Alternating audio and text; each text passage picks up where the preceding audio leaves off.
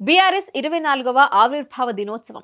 ఈ సందర్భంగా ప్రతి ఒక్కరూ తమ కార్యాలయాల్లో జరుపుకోవాలని BRS working president KTR party శ్రేణులకు పిలుపునిచ్చారు.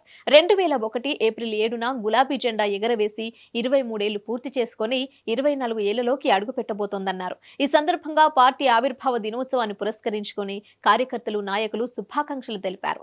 తెలంగాణ భవన్లో పార్టీ జెండాను కేటీఆర్ ఆవిష్కరించారు. ఆవిర్భావ వేడుకల్లో పార్టీ జిల్లా అధ్యక్షులు, కార్యవర్గం, ప్రజా ప్రతినిధులు, కార్యకర్తలు పాల్గొన్నారు. ఇక లోక్సభ ఎన్నికల కోడ్ను దృష్టిలో ఉంచుకుని బీఆర్ఎస్ పార్టీ 24వ వ్యవస్థాపక దినోత్సవాన్ని ఎలాంటి ఆర్భాటాలు లేకుండా నిర్వహించాలని పార్టీ పిలుపునిచ్చింది.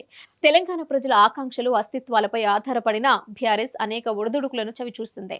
ఆనాటి ముందుచూపు వ్యూహం 2009 డిసెంబర్ 9న ప్రకటనకు, తెలంగాణ రాష్ట్ర ఆవిర్భావానికి దారితీసింది.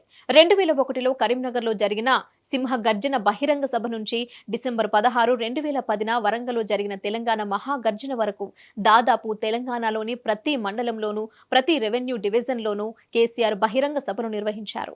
బస్తీ బాట, పల్లె నిద్ర, తండా నిద్ర ఇలా అనేక రూపాల్లో దాదాపు 14 ఏళ్ల పాటు అవిశ్రాంతంగా పోరాడారని తెలిపారు.